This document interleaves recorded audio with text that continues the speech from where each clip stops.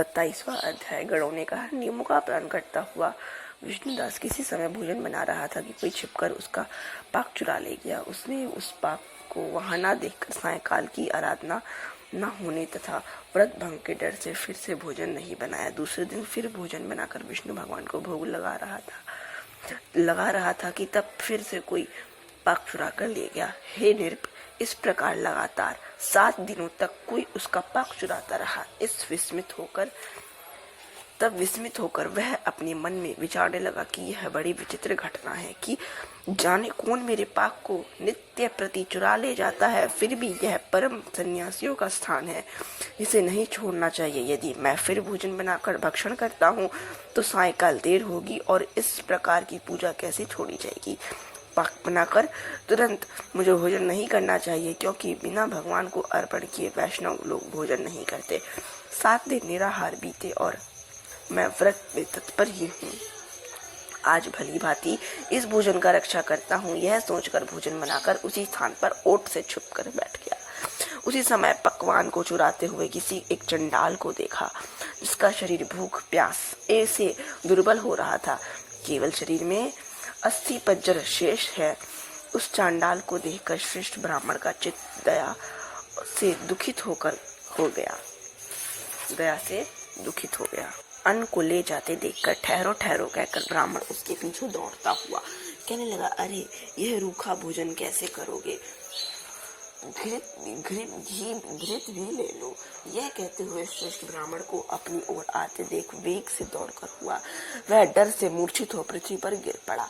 भय से उस मूर्छित चांडाल को देख वह दयालु ब्राह्मण शीघ्र ही उसके पास आकर अपने वस्त्र से हवा करने लगा। इतने में ही विष्णुदास ने शंख चक्र गदा पद्म पीताम्बरधारी चतुर्भुज रूप अलसी के फूलों की समान कांति वाले छाती में कौस्तुभ माला से सुशोभित साक्षात श्री विष्णु भगवान को देखा। भगवान का दर्शन करके सात्विक भाव से युक्त वह श्रेष्ठ ब्राह्मण उनकी स्तुति तथा प्रणाम किए कर न सका। वहीं पर सब इंद्रादि देवतागण भी उपस्थित हुए और गंधर्व तथा अप्सराएं आकर प्रसन्न होकर नृत्य गीत गान करने लगी। वह स्थान सैकड़ों विमानों से परिपूर्ण, सैकड़ों देवर्षियों से व्याप्त तथा गायन और वाद्य के कलकल से गुंजित हो गया।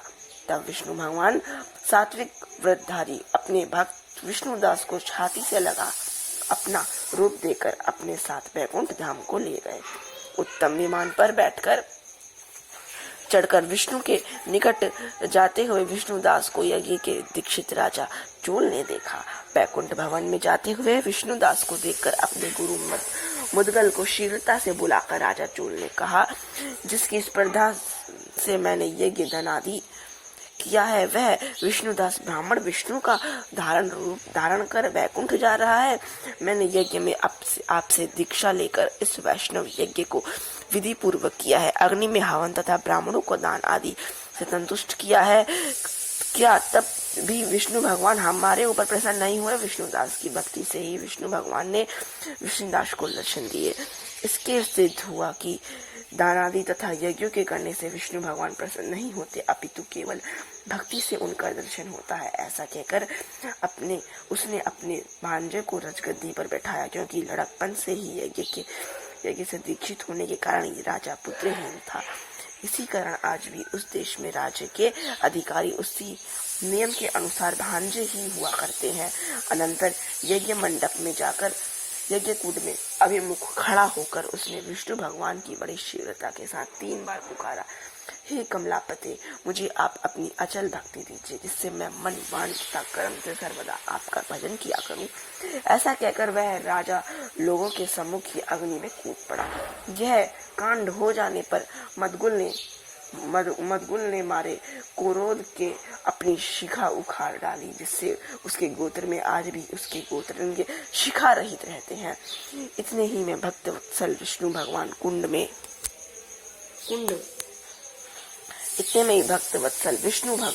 कुंड से प्रकट होकर चोलेश्वर को दर्शन दिए और हृदय से लगाकर विमान पर आगे चढ़ा लिए। विष्णु भगवान उसको आलिंगन करके उसे अपने समान रूप देकर देवताओं के साथ राजा चोल के लिए हुए बैकुंठ हो गए। लक्ष्मी के बारे विष्णु भगवान ने अपने समान रूप वाले विष्णुदास ब्राह्मण का पुण्यशील और राजा चोल को सुशील नाम देकर दोनों को अपना द्वारपाल बनाया। बोलो विष्णु भगवान की जय। 28वां अध्याय। धर्मदत्त ने पूछा, जय और विजय के पूर्व जन्म में ऐसा कौन सा पुण्य किया था जिससे विष्णु भगवान का रूप धारण कर उनके द्वारपाल हुए? गणों ने प्राचीन काल में तृणबंधु की पुत्री देवहूति से गंधर्व ऋषि द्वारा देखने से 2 सुंदरी बालक उत्पन्न हुए। उनमें ज्येष्ठ का नाम जय और कनिष्ठ का नाम विजय हुआ। तब उसी देवहूति के गर्भ से योग शास्त्र के अग्रणी कपिल देव जी भी हुए। जय और विजय दोनों सदा भगवान की भक्ति से तत्पर संपूर्ण इंद्रियों के कार्यों का विष्णु भगवान ही में लगाने और बड़े धर्मात्मा हुए। दोनों नित्य प्रति अष्टाक्षर मंत्र का जाप तथा विष्णु का व्रत करने वाले। इन दोनों का सर्वदा पूजा के अवसर पर विष्णु भगवान दर्शन दिया करते थे। किसी समय राजा के बुलाने पर यज्ञ कर्म प्रवीण देव ऋषि गणों से पूजित हो दोनों यज्ञ में आए। उस समय यज्ञ में जय ब्रह्मा विजय याचक हुए। यज्ञ के विधि पूर्वक समाप्ति हुई। मरुत राजा ने यज्ञान स्नान करने के अनंतर बहुत सा द्रव्य दिया। यह दक्षिणा लेकर जय और विजय अपने आश्रम को आए। विष्णु भगवान के पृथक पूजन और प्रसन्नता के लिए दोनों द्रव्य को बांटने के समय एक दूसरे की स्पर्धा करने लगे। जय ने कहा कि दोनों का समभाग कीजिए। विजय ने कहा, नहीं, जितना मिले उतना, जितना जिससे मिला है उतना उसका है। तब क्रोधवश जय ने शुंभ होकर विजय को शाप दिया कि तुम धन लेकर नहीं देना चाहते हो, इससे ग्राह हो जाओ। विजय ने उस शाप को अंगीकार कर जय को शाप दिया कि तुमने परमत होकर मुझे शाप दिया है, इसी से तुम भी हाथी हो जाओ। तुम तब नित्य पूजा के समय आए हुए विष्णु भगवान से शाप को वृतांत कहकर दोनों ने भगवान से शाप मोचन का उपाय पूछा। जय और विजय बोले, हे देव, हम दोनों आपके भक्त और ग्रह और हस्ती के योनि में कैसे होंगे? हे कृपा सागर, इस शाप का उद्धार कीजिए। विष्णु भगवान ने कहा, मेरे भक्तों की वाणी कहीं असत्य नहीं होगी। यमराज भी इसे अन्यथा नहीं कर सकते। पूर्व काल में भक्त प्रहलाद के कहने से मुझे स्तंभ से प्रकट होना पड़ा के कहने से 10 अवतार लेने पड़े। अतः तुम दोनों अपने किए हुए शापों को भोगकर फिर मेरे लोक को प्राप्त हो गए। ऐसा कहकर विष्णु भगवान अंतर्ध्यान हो गए।